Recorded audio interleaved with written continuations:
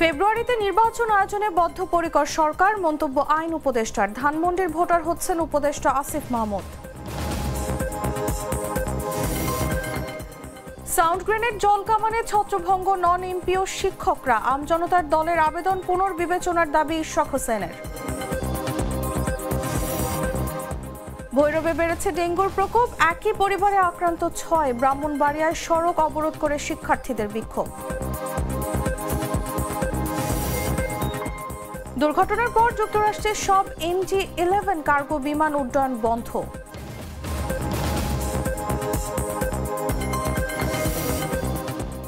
এবং তামিমের সেঞ্চুরিতে আফগানিস্তানকে হারিয়ে সিরিজ বাঁচালো বাংলাদেশ।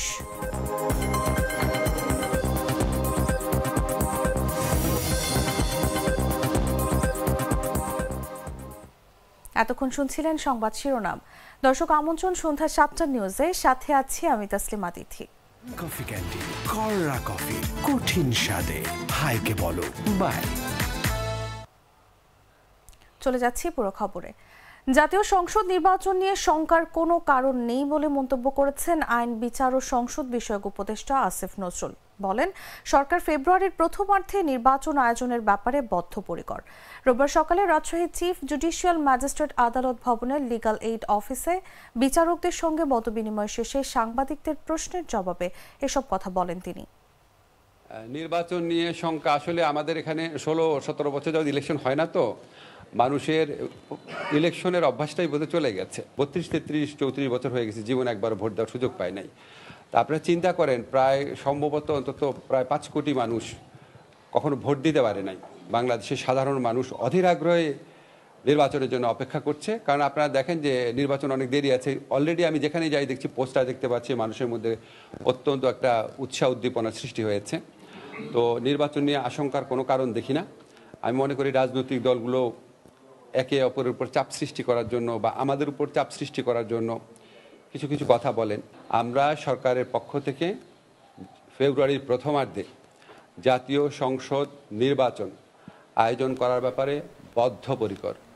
এটার সাথে সম্পর্কিত বা এটাকে বিলম্বিত করার কোনো ইস্যু আছে বলে আমরা মনে করি না। অবশ্যই ফেব্রুয়ারির প্রথমার্ধে জাতীয় সংসদ নির্বাচন অনুষ্ঠিত হবে, এবং এটার কোনো দ্বিতীয় চিন্তা বা না হলে কি হবে এই ধরনের কোনো। রাজধানীর ধানমন্ডি এলাকার ভোটার হবেন স্থানীয় সরকার, পল্লী উন্নয়ন ও সমবায় মন্ত্রণালয়ের উপদেষ্টা আসিফ মাহমুদ সজীব ভূঁইয়া। রোববার স্থানীয় সরকার মন্ত্রণালয়ের জনসংযোগ বিভাগের এক বিজ্ঞপ্তিতে এ তথ্য জানানো হয়। ধানমন্ডি, নিউ মার্কেট, কলাবাগান ও হাজারীবাগ থানা নিয়ে গঠিত ঢাকা 10 আসন। বিএনপি এই আসনে এখনও প্রার্থী ঘোষণা করেনি, তবে জামায়াতে ইসলামী এই আসনে প্রার্থী ঘোষণা করেছে এরই মধ্যে। জামায়াতের প্রার্থী সুপ্রিম কোর্টের আইনজীবী জসিমউদ্দিন সরকার। কুমিল্লার মুরাদনগর 3 আসনের ভোটার ছিলেন উপদেষ্টা আসিফ মাহমুদ। শোনা যাচ্ছে, বিএনপির সঙ্গে আসন সমঝোতা হলে সরকার থেকে পদত্যাগ করে ঢাকা 10 আসনে নির্বাচন করতে পারেন তিনি।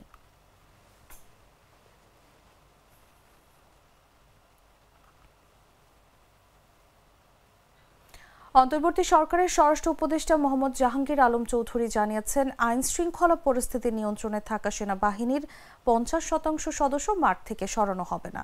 রোববার সচিবালয়ে স্বরাষ্ট্র মন্ত্রণালয়ের সভাকক্ষে কোর কমিটির বৈঠক শেষে তিনি সাংবাদিকদের এ তথ্য জানান। উপদেষ্টা বলেন, এই মুহূর্তে সেনাবাহিনী আগের মতোই থাকবে, তাদের সরানো হচ্ছে না। ঢাকায় 13 নভেম্বরের লকডাউন কর্মসূচি ঘিরে নিরাপত্তা প্রসঙ্গে তিনি কোনো আশঙ্কা নেই জানিয়ে বলেন, গত 5 নভেম্বর সংবাদ প্রকাশিত হয়েছিল সেনাদের অর্ধেককে বিশ্রাম ও নির্বাচনকালীন প্রশিক্ষণের জন্য সরানো হতে পারে। এ বিষয়ে মিলিটারি অপারেশনস ডিরেক্টরের পরিচালক ব্রিগেডিয়ার জেনারেল দাওয়ান মোহাম্মদ মঞ্জুর হোসেন জানিয়েছেন, প্রত্যাহারের বিষয়ে চিঠি পেয়েছি, আইন শৃঙ্খলা পরিস্থিতি অনুযায়ী ব্যবস্থা নেওয়া হবে।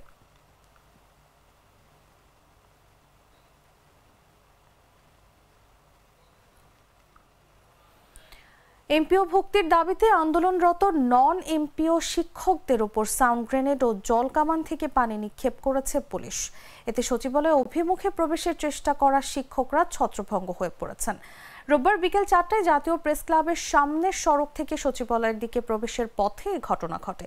এতে বেশ কয়েকজন শিক্ষক আহত হয়েছেন। এ সময় বেশ কয়েকজন শিক্ষককে আটক করেছে পুলিশ।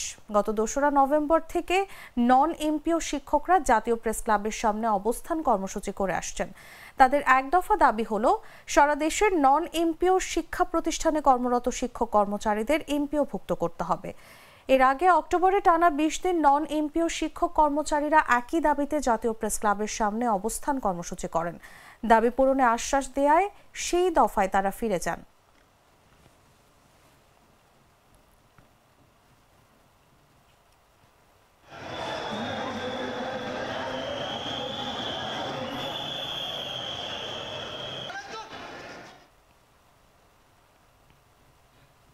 কিশোরগঞ্জের ভৈরব শহরের ভৈরবপুর দক্ষিণপাড়া এলাকার রাজিয়া খাতুন ও তার 4 ছেলে মেয়ে নাতি সবাই একসঙ্গে ডেঙ্গু জ্বরে আক্রান্ত। এক সপ্তাহ ধরে তারা হাসপাতালে চিকিৎসা নিচ্ছেন। হাসপাতাল সূত্রে জানা গেছে আশঙ্কাজনক হারে বাড়ছে ডেঙ্গু রোগীর সংখ্যা। প্রতিদিন গড়ে অর্ধশতাধিক নারী, পুরুষ ও শিশু আক্রান্ত হচ্ছেন। একজনের মৃত্যুও হয়েছে। রোগীদের অভিযোগ হাসপাতাল থেকে পর্যাপ্ত সেবা পাচ্ছেন না, শুধু স্যালাইন আর নাপা দিয়ে চিকিৎসা করা হচ্ছে। ভৈরবপুর উত্তরপাড়ার আব্বাস মিয়া বলেন, সরকারি হাসপাতালে এভাবে সেবা হলে আমরা গরিব মানুষ কোথায় যাব? এবার অন্যান্য বছরের তুলনায় 2 থেকে 3 গুণ বেশি রোগী ভর্তি হচ্ছে। উপজেলা স্বাস্থ্য কমপ্লেক্সে নারী ও পুরুষদের জন্য আলাদা 2টি ওয়ার্ড খোলা হয়েছে। ডাক্তার মোহাম্মদ আব্দুল করিম এবং উপজেলা নির্বাহী কর্মকর্তা শবনম শারমিন জানিয়েছেন, সচেতনতা বাড়ানো ও সেবা দেওয়ার চেষ্টা চলছে।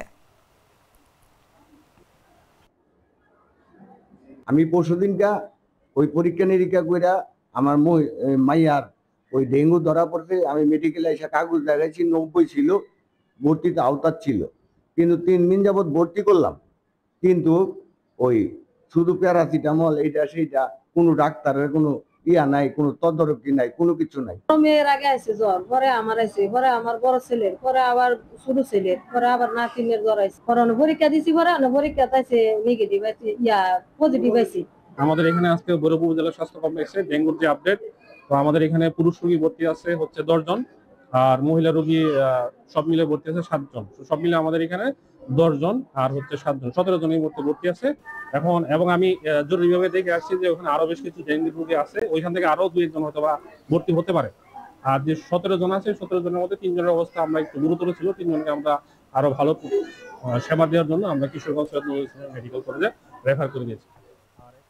গ্লিটারের টুইন লেমন ও অ্যান্টিব্যাকটেরিয়াল ফর্মুলা বাসনকে চকচকে জীবাণুমুক্ত করে আমাদের দেয় গ্লিটার গ্যারান্টি। দেশের সর্বনিম্ন তাপমাত্রা রেকর্ড হয়েছে রাজশাহীতে। রোববার সকাল 6টায় রাজশাহীতে তাপমাত্রা নেমে আসে 16.5 ডিগ্রি সেলসিয়াসে, যা চলতি মৌসুমের এখন পর্যন্ত সর্বনিম্ন তাপমাত্রা।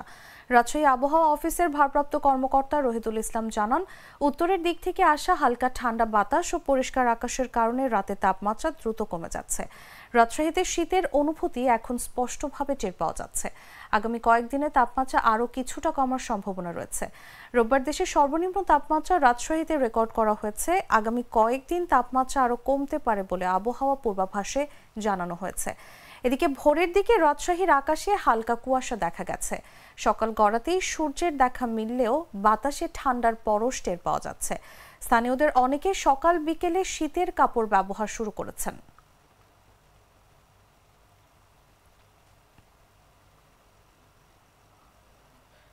ব্রাহ্মণবাড়িয়ার নাসিরনগরে institute of livestock science and টেকনোলজির শিক্ষার্থীরা নিয়োগ বিধি সংশোধনের দাবিতে বিক্ষোভ করেছেন। রোববার সকাল 11টা থেকে তারা সরাইল নাসিরনগর লাখাইল আঞ্চলিক সড়কের টায়ার জ্বালিয়ে অবস্থান নেন। পরে প্রশাসনের আশ্বাসে 2 ঘণ্টা পর অবরোধ প্রত্যাহার করেন। শিক্ষার্থীরা জানান, 4 বছর মেয়াদী ডিপ্লোমা ইন লাইভস্টক থাকা সত্ত্বেও নতুন নিয়োগ বিধিমালায় তাদের জন্য কোনো পদ রাখা হয়নি। অধিদপ্তর পুরনো বিধিমালা অনুযায়ী নিয়োগ প্রক্রিয়া চালাতে চাইছে, ফলে টেকনিক্যাল পদে তারা চাকরি পাচ্ছেন না, বরং সাধারণ সনদধারীরা সুযোগ পাচ্ছে।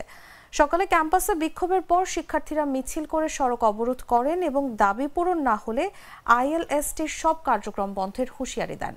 অবরোধের কারণে 10 কিলোমিটার দীর্ঘ যানজটের সৃষ্টি হয়। পরে উপজেলা প্রশাসনের সহকারী কমিশনার সাহেল আহমেদ ও থানা ভারপ্রাপ্ত কর্মকর্তা মাকসুদ আহমেদ শিক্ষার্থীদের সঙ্গে কথা বলেন।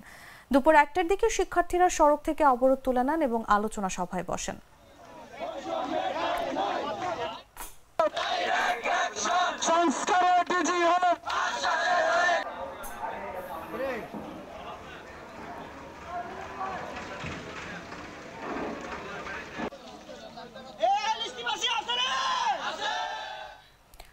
বিএনপি চেয়ারপারসনের পররাষ্ট্র বিষয়ক উপদেষ্টা কমিটির বিশেষ সহকারী ইশরাক হোসেন আমজনতার দলের নিবন্ধন প্রক্রিয়া অবিলম্বে পুনর্বিবেচনা করার দাবি জানিয়েছেন। তিনি অভিযোগ করেছেন, রাজনৈতিকভাবে ত্যাগী ও নির্যাতিত নেতা তারেক রহমানের নেতৃত্বাধীন দলটিকে নিবন্ধন না দেওয়াটা রাজনৈতিক বৈষম্যেরই প্রতিফলন। ক্ষমতাসীনদের পছন্দের দলগুলোকে বারবার বিশেষ সুবিধা দেয়া হচ্ছে বলেও মন্তব্য করেন তিনি।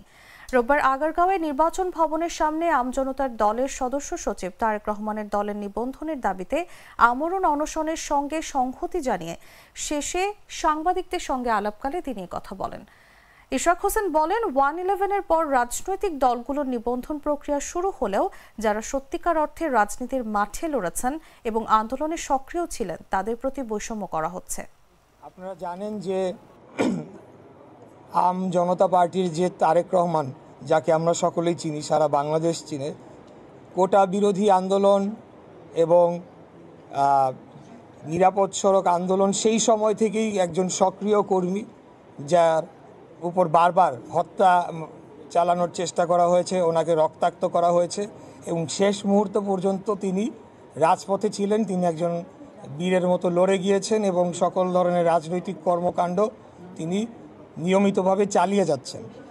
তো এরই মধ্যে আপনারা জানেন যে 1/11-এর সরকারের সময় যে রাজনৈতিক দলগুলো নিবন্ধনের প্রক্রিয়া শুরু করা হয়, সেই প্রক্রিয়ার পরে আওয়ামী লীগ ক্ষমতায় আসার পরে তারা নিজ ইচ্ছায় নিজ প্রয়োজনে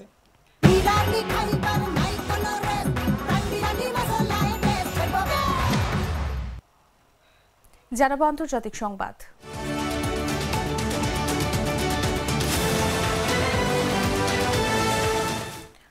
কেন্টাকিতে ভয়াবহ বিমান দুর্ঘটনার পর যুক্তরাষ্ট্রের ফেডারেল এভিয়েশন অ্যাডমিনিস্ট্রেশন বা FAA জরুরি নির্দেশ জারি করে সব MT-11 কার্গো বিমানের উড্ডয়ন নিষিদ্ধ করেছে।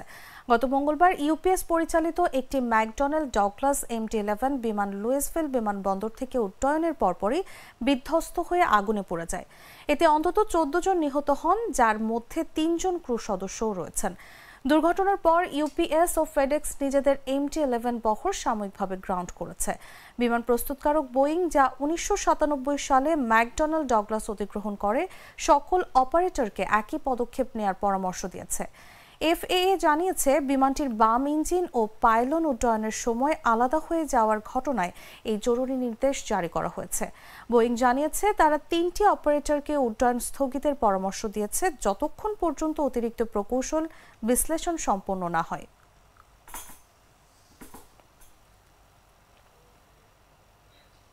সংবাদ শেষ করব খেলার খবর জানিয়ে।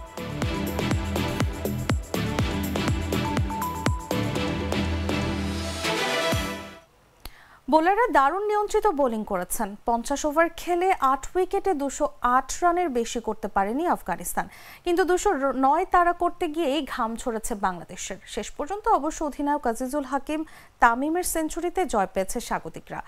রাজশাহীর শহীদ কামরুজ্জামান স্টেডিয়ামে টান টান উত্তেজনার পঞ্চম ও শেষ যুব ওয়ানডেতে আফগানিস্তানকে 2 উইকেটে হারিয়েছে বাংলাদেশ।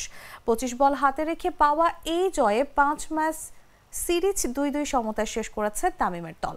একটি ম্যাচ পরিত্যক্ত হয়। টস জিতে ব্যাট করতে নেমে শুরু থেকেই ধীর গতিতে এগিয়ে আফগানিস্তান। ওপেনার উসমান সাদাত 106 বল খেলে করেন 68 রান। অধিনায়ক মাহবুব খানের ব্যাট থেকে আসে 59 বলে 40। বাংলাদেশের সামিউন বশির নেন 2টি উইকেট। জবাব দিতে নেমে একটা সময় 4 উইকেটে 141 থাকলেও এরপর 20 রানের মধ্যে 3 উইকেট হারিয়ে চাপে পড়ে বাংলাদেশ। 161 রানে 7 উইকেট হারানোর পর পরাজয়ের শঙ্কাই ঘিরে ধরেছিল। তবে একটা প্রান্ত ধরে দলকে এগিয়ে নেন তামিম। সেঞ্চুরি করে তিনি যখন আউট হয়েছেন, দলের জয়ের জন্য মাত্র আর 2 রান দরকার। 118 বলে 100 রানের ইনিংসে 7টি 4 আর 3টি ছক্কা হাঁকান যুবা অধিনায়ক। এছাড়া রিজান হোসেন 27 আর ফরিদ হাসান করেন 23 রান।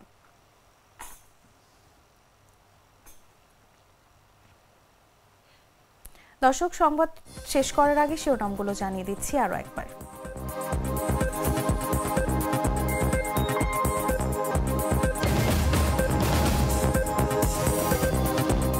ফেব্রুয়ারিতে নির্বাচন আয়োজনে বদ্ধপরিকর সরকার, মন্তব্য আইন উপদেষ্টার। ধানমন্ডির ভোটার হচ্ছেন উপদেষ্টা আসিফ মাহমুদ। সাউন্ড গ্রেনেড জলকামানে ছত্রভঙ্গ নন এমপিও শিক্ষকরা আমজনতার দলের আবেদন পুনর্বিবেচনার দাবি ইশরাক হোসেনের। ভৈরবে বেড়েছে ডেঙ্গুর প্রকোপ, একই পরিবারে আক্রান্ত 6। ব্রাহ্মণবাড়িয়ায় সড়ক অবরোধ করে শিক্ষার্থীদের বিক্ষোভ। সেনাপ্রধানের সঙ্গে পাকিস্তান নৌবাহিনী প্রধানের সাক্ষাৎ, দুর্ঘটনার পর যুক্তরাষ্ট্রের সব MT-11 কার্গো বিমান উড্ডয়ন বন্ধ। এবং তামিমের সেঞ্চুরিতে আফগানিস্তানকে হারিয়ে সিরিজ বাঁচালো বাংলাদেশ।